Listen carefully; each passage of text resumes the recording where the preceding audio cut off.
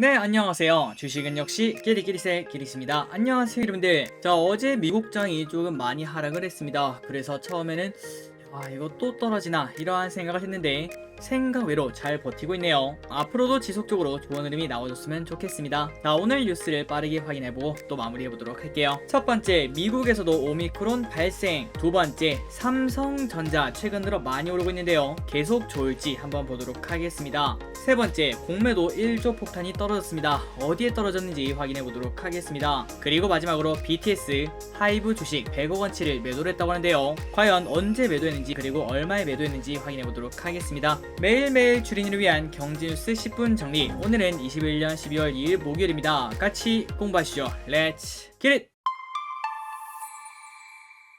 자, 오늘도 이렇게 같이 공부하러 와주셔서 진심으로 감사합니다. 그리고 들어가기 앞서 좋아요 누르시면은 저 기리시 열심히 공부하는데 매우 큰 힘이 됩니다. 정말 감사합니다. 어젯밤 뉴스를 확인해 보도록 하겠습니다. 어제 분명히 자기 전까지만 하더라도 미국 증시가 쭉쭉 올라가고 있었습니다. 그래서 저 기리스는 내일 또 좀 좋겠는데 이러한 생각을 하며 딱 잠을 잤는데 새벽에 일어나니까 이게 마이너스로 바뀌어 있더라고요. 그리고 그 폭도 엄청 컸습니다. 그 이유를 한번 보도록 할게요. 미국에서도 신종 코로나 바이러스 감염증 오미크론 변이가 상륙했다는 소식에 뉴욕 증시가 하락을 했습니다. 이것 때문이었네요. 그래서 얼마나 하락했나 봤더니 다우존스는 1.3% 하락, S&P 500은 1.1% 하락, 그 다음에 기술주 중심인 나스닥은 1.8%나 하락을 했다고 합니다. 그러니까 어제 저녁까지만 하더라도 1% 초중반대의 강한 반등세를 보여줬습니다. 하지만 캘리포니아주에서 미국 최초의 오미크론 확진자가 나왔다. 이 소식이 나오자마자 1% 넘게 오르고 있던 지수가 마이너스 1.5% 여기까지 떨어지게 된 거죠. 그러니까 하루 만에 고점 대비 3%나 하락을 했다는 소리가 됩니다. 그런데 지금 생각해보면 조금 과도한 하락 아닌가 이러한 생각을 해볼 수 있습니다. 당연히 미국에서도 오미크론 나올 수밖에 없었겠죠. 그래서 이러한 뉴스에 한 1% 정도 하락하는 거는 충분히 그럴 수 있지만 그런데 결과는 3%나 하락했기 때문에 아마도 울고 싶은 와중에 그냥 뺨을 맞은 게 아닌가 이러한 생각을 해봅니다. 그리고 오미크론 말고도 한 가지가 더 있었다고 하는데요. 미국 중앙은행 연방준비제도는 경기 동향 보고서 베이지복을 공개를 했다고 합니다. 이 안에서는 공급망 차질과 노동력 부족 사태 등으로 전방위적인 물가 상승이 나타나고 있다 이렇게 밝혔습니다. 그러니까 금리 상승이 더 빨라질 수 있다. 내년에 2번 아니면 3번 이렇게 올라갈 수 있다 그렇게 말하는 거와 마찬가지겠죠. 그래서 어제 미국은 이러한 두 가지 이유 때문에 큰 폭으로 하락했다는 걸 확인할 수 있었습니다. 그리고 플러스 한 가지 더 뉴스가 있었습니다. 서훈 국가안보실장은 2일 오늘이네요. 중국 텐진을 방문해 양제츠 중국 공산당 정치국원과 회담을 한다고 합니다. 자, 이 두 사람은 1년 3개월 만에 다시 만나게 됐다고 하는데요. 이번 방중의 이유가 뭔가 봤더니 청와대 그리고 정부가 공을 들이는 종전선언 문제를 매듭짓기 위한 물밑 작업으로 해석이 된다고 하는데요. 얼마 전에 우리가 뉴스를 봤다시피 한미 간에 진전된 종전선언 논의를 중국 측에 설명하는 한편 북한을 대화 테이블로 이끌기 위한 협력을 당부할 것으로 관측이 된다고 합니다. 자, 어떻게 보면 음모론이라고 생각을 해볼 수 있겠죠. 하지만 우리가 지금 딱 생각해봤을 때 대선이 이제 100일도 남지 않았습니다. 그런데 그 전에 종전선언 여기에 관련된 뉴스가 나올 수 있다 이러한 생각은 충분히 해볼 수 있겠죠. 물론 당연히 그게 가능한지 그 다음에 만약에 가능하더라도 언제 나올지 우리가 알 수가 없겠죠. 그렇기 때문에 이러한 흐름이 현재 나타나고 있구나 이 정도로만 생각하시면 될 것 같습니다. 자, 다음 뉴스입니다. 툴젠 오늘 공모주 청약 돌입 주가 떨어지면 환매 가능. 자, 이 부분이 가장 큰 장점 중 하나라고 볼 수 있겠죠. 하지만 기분들 어제도 말씀드렸다시피 환매 청구권이 있다고 주가가 안 떨어지는 건 아닙니다. 이 부분은 꼭 명심을 하셔야 될 것 같습니다. 자, 내용을 빠르게 보도록 하겠습니다. 코스닥 이전 상장을 추진 중인 유전자 교정 플랫폼 기업 툴젠이 일반 투자자 대상 공모주 청약 일정에 돌입을 합니다. 자, 오늘부터 내일까지 툴젠은 청약을 진행하고요. 그리고 주관사는 한국투자증권이고 현재 환매 청구권이 존재하고 있습니다. 3개월짜리라고 하네요. 그리고 참고로 환매 청구권이 뭔가 봤더니 상장 주관사가 발행사의 일반 공모 참여자에게 손실 한도를 보증해주는 것을 말한다고 하는데요. 그래서 계속 보자면 환매 청구권은 공모가의 90% 가격으로 증권사의 공모주를 되팔 수 있는 권리를 말합니다. 그러니까 예를 들어 만원에 청약을 했는데 한 달 정도 지나니까 이게 8,000원이에요. 그렇다면 나는 한 주당 2,000원의 손해를 봤는데 하지만 이 환매 청구권이 있다면은 그냥 우리가 정말 쉽게 어플을 통해서 환매 청구권 신청을 하면은 90% 가격으로 증권사에게 판다고 생각하시면 될 것 같습니다. 그러니까 그럴 일은 거의 없겠지만 만약에 주가가 반토막이 나더라도 나는 그냥 1,000원 손실을 보고 마무리를 할 수 있다는 거겠죠. 자, 툴젠에 대해서 조금 더 궁금하시다면 어제 저녁에 같이 공부했던 그 영상을 참고하시면 될 것 같습니다. 다음으로 넘어가도록 하겠습니다. 코스피 연중 최저치 떨어진 날 공매도 1조 폭탄이 터졌다고 하네요. 그리고 그 공매도 1등이 누군가 봤더니 불명예스럽지만 크래프톤이 가장 많았다고 합니다. 코스피가 연중 최저치로 주저앉았던 지난달 30일 국내 증시에서 하루 만에 공매도 거래대금이 1조 원을 넘어선 것으로 나타났다고 합니다. 자, 안 그래도 공매도가 싫은데 이렇게 장이 안 좋을 때는 공매도가 더욱더 싫습니다. 그리고 코스피뿐만 아니라 코스닥 시장의 공매도 거래대금도 2,700억으로 지난 5월 3일 이후 가장 많았다고 하는데요. 그래서 어떠한 기업의 공매도가 터졌나 봤더니 1등이 크래프톤, 그리고 2등이 카카오뱅크, 3등이 삼성전자, 4등이 일진머티리얼즈, 그리고 5등이 SK스퀘어가 길을 이었다고 합니다. 그렇다면 여러분들, 이거를 우리가 어떻게 이해를 할 수 있을까요? 일단 첫 번째, 그냥 단순히 공매도 금액이 얼마나 많았냐, 이거보다는 공매도 비중이 얼마나 많냐, 이거를 보는 게 맞습니다. 그러니까 솔직히 삼성전자의 500억 정도의 공매도는 그렇게 크다라고 말하긴 조금 어렵겠죠. 하지만 시가총액이 1조 원 정도밖에 안 되는데 공매도가 500억이 나왔다. 그렇다면 조금 상황이 심각하다, 이러한 생각을 해볼 수 있습니다. 그러니까 시가총액 대비 공매도가 많이 터진 거, 그런 것들을 보는 게 조금 더 중요하다고 볼 수 있고요. 그리고 플러스 공매도를 무시하면 안 됩니다. 생각보다 되게 집요하고 그 공매도 세력은 무조건 자기가 이기려고 어떤 짓이든 할 거예요. 그래서 저기는 과거부터 공매도가 많아지는 기업은 그냥 손실이더라도 바로 손절을 치거나 혹은 절대 쉽게 물을 안 태우는 그러한 선택을 하고 있습니다. 그렇기 때문에 여러분들도 갑자기 내가 가지고 있는 종목에 공매도가 쭉쭉 늘어나며 갑자기 하락을 많이 한다, 그런 상황에서는 야, 이거 너무 좋은 주식이다, 바로 물 태워야지, 이러한 결정도 충분히 좋을 수 있겠지만, 그러나 보통은 공매도는 지속적으로 계속 치기 때문에 조금은 답답하더라도 잠잠해졌다가 매수하는 게 더 괜찮은 결과가 있을 거라고 생각을 해볼 수 있습니다. 그 이유 중 하나는 결국 공매도는 쇼커버링을 해야 되기 때문이죠. 그래서 결국 절대적이라고 볼 수는 없겠지만 이렇게 공매도가 쭉 늘어나는 기업은 일단 시가총액 대비 얼마나 되는지 확인해 보고요. 그 다음에 그 비중이 조금 크다, 그 다음에 주가 하락이 조금 크다 싶으면은 바로 매수의 기회다, 이러한 생각보다는 조금은 지켜보는 게 좋다라고 생각을 해볼 수 있습니다. 그리고 참고로 코스닥에서는 어떤 게 터졌나 봤더니 카카오게임즈 547억 원, 시젠 259억 원, 그 다음에 LNF 246억 원으로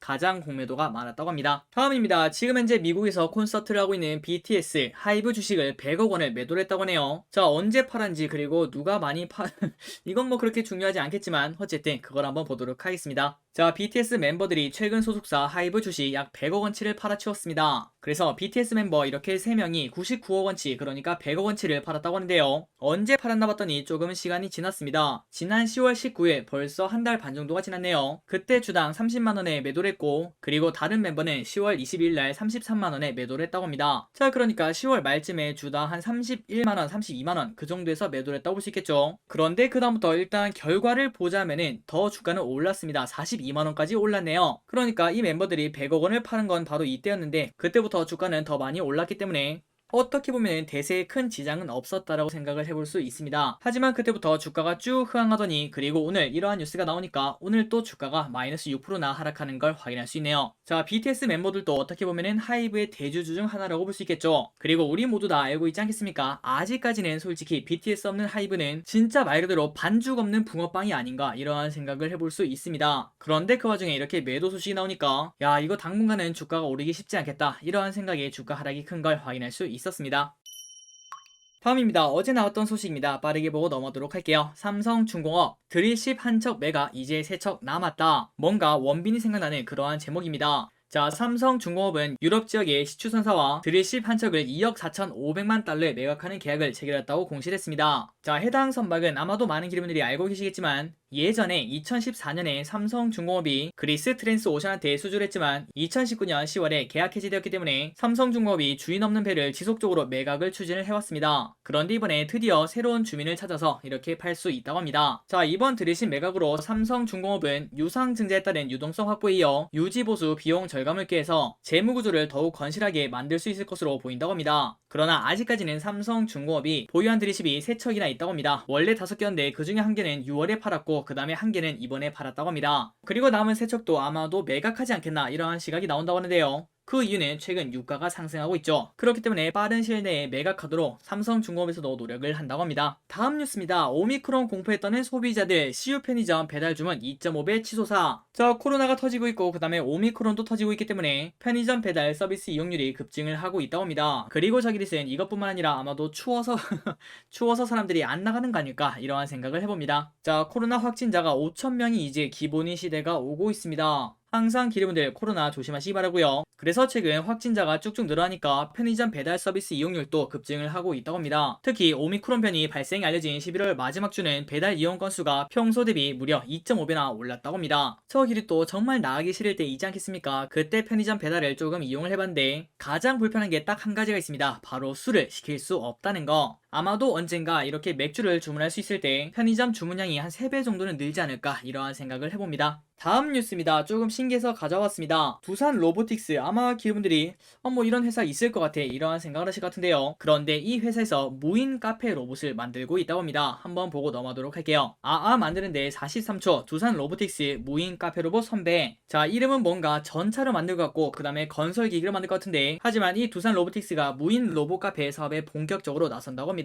그리고 그 기계는 이렇게 생겼다고 하는데요. 자, 생각보다 좀 이쁘지 않나요? 오른쪽에 있는 키오스크에서 주문을 하면은 이 로봇팔이 왔다 갔다 해서 커피를 제조한 다음에 여기를 보시면은 커피를 놓을 수 있는 3군데가 있습니다. 거기다가 완료된 커피를 딱 올려놓으면은 우리가 가져가는 방식이라고 합니다. 그래서 저 기르시 기사를 보다 보니까 뭔가 좀 광고 같은데 그러한 생각이 들었지만 어쨌든 그냥 빠르게 읽어보도록 하겠습니다. 이번에 론칭한 모듈러 로봇 카페 본체의 크기는 가로 1.8, 세로 1.59, 높이 1.85로 공간 효율성이 높고 무인 운영이 가능하다고 합니다. 그리고 저기 제 개인적인 생각으로는 최근 들어 무인 카페가 많지 않겠습니까? 그런데 거기는 어떻게 보면은 뭔가 큰 자판기 이 정도밖에 느낌이 안 납니다. 하지만 이 기계는 로봇팔이 왔다 갔다 하기 때문에 조금은 퍼포먼스를 보여줄 수 있는 거 아닌가 이러한 생각을 해보네요. 그리고 이 기계가 뭘 할 수 있나 봤더니 최고급 원두를 이용한 15종의 커피와 3종의 AD를 만들 수 있고, 그리고 옵션을 추가하면 대단합니다. 컵 뚜껑을 닫아주거나 라떼 아트도 가능하다고 합니다. 그래서 여러분들 이러한 뉴스를 보면은 정말 신기하다 이러한 생각도 해볼 수 있겠지만, 하지만 결국 가면 갈수록 우리의 일자리가 사라지는구나, 우리의 빈자리를 로봇들이 전부 다 가져가는구나, 이러한 씁쓸한 생각을 이어서 할 수밖에 없을 것 같습니다. 자, 다음입니다. 가장 중요한 뉴스 중 하나로 볼 수 있겠죠. 외국인 4월 연속 삼성전자 집중 매수. 그래서 이제 슬금슬금 메모리 업황 4분기 반등 전망이 실현되나 이러한 생각이 나온다고 합니다. 한번 보도록 할게요. 자, 최근 들어 외국인들이 삼성전자를 엄청나게 사고 있습니다. 11월 달에 개인분들은 삼성전자를 팔고 그 다음에 외국인들이 그거를 받아간다는 그러한 뉴스가 많이 나왔습니다. 그래서 이러한 매수세에 힘입어 어제 삼성전자는 4.3%나 올랐고요. 그리고 오늘 또 1% 넘게 상승하고 있습니다. 그래서 이렇게 외국인들이 특히 삼성전자, SK하이닉스 이러한 기업들을 많이 사고 있기 때문에, 아니 외국인들이 그냥 사는 건 아닐 거 아니야, 메모리 업황이 4분기에 반등하는 거 아니야, 이러한 생각이 나온다고 합니다. 그래서 거기에 관련된 시각을 보도록 할게요. KB증권은 이렇게 말했습니다. 자, 하이닉스가 주가 저점 대비 무려 27.3%나 상승했습니다. 그러니까 단 한 달 만에 엄청나게 올랐죠. 그러나 그러면 삼성전자는 아직까지는 3분의 1밖에 안 되는데요. 그러니 저점 대비 10% 정도밖에 오르지 않았습니다. 그래서 지금 딱 이 결과를 보니까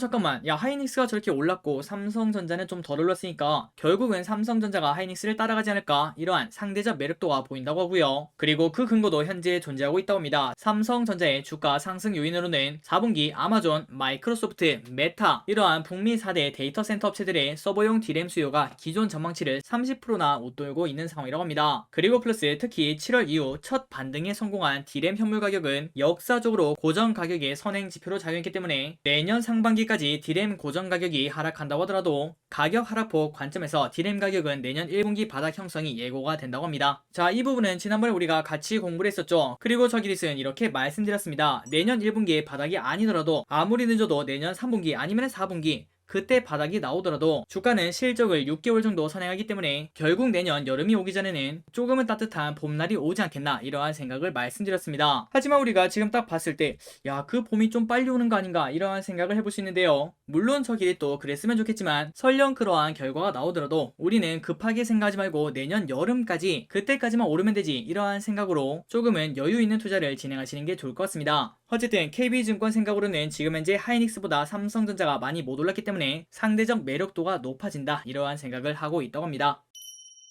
다음으로 오늘의 리포트를 한 가지 보고 마무리해보도록 할게요. 효성 TNC 인도 수요 폭발 4분기 호실적 기대도. 하나금융투자는 효성 TNC가 인도의 폭발적인 수요에 힘입어 내년 성장을 거듭할 것으로 내다봤다고 합니다. 그래서 투자 의견 매수 목표주가 90만원을 유지를 했다고 하네요. 자, 이 부분은 기름분들이 알고 계시면 좋을 것 같습니다. 효성 TNC는 스판덱스를 만드는 회사입니다. 그리고 기름분들이 아시다시피 최근 들어서 이렇게 의류를 만들 때 스판덱스를 많이 사용하고 있습니다. 그래서 이러한 실적 기대감에 올해 여름 그 다음에 가을쯤에 효성 TNC 엄청나게 올랐었죠. 제 기억에는 거의 100만원 근처까지 갔던 걸로 기억합니다. 하지만 그때부터 고점 논란, 그러니까 피크아웃 논란 때문에 쭉 빠지며 최근 들어 50만원 근처까지 떨어졌는데요. 그러니까 반토막이 났다는 소리겠죠. 이 부분을 생각하며 계속 읽어보도록 하겠습니다. 자, 효성 TNC의 인도 스판덱스 캐파는 연간 18,000톤으로 전사 생산 능력의 7%밖에 되지 않습니다. 그러나 이익 비중은 이를 상회하는데요. 2019년 말에 완공돼 2년밖에 안 된 법인의 이익률이 다른 법인보다 높은 것은 매우 이례적이라고 강조를 했습니다. 그래서 그 이유가 뭔가 봤더니 최근 들어서 인도에 폭발적인 수요가 있고요. 그리고 압도적인 시장 점유율을 가지고 있다고 합니다. 특히 4억 4천만 명에 달하는 밀레니얼 세대의 에슬레저에 대한 관심과 이에 따른 나이키, 아디다스 등 주요 브랜드의 공격적인 매장 확대만으로도 에슬레저에 대한 관심을 확인할 수 있다고 합니다. 그리고 인도는 중장기적으로 도시화율 상승,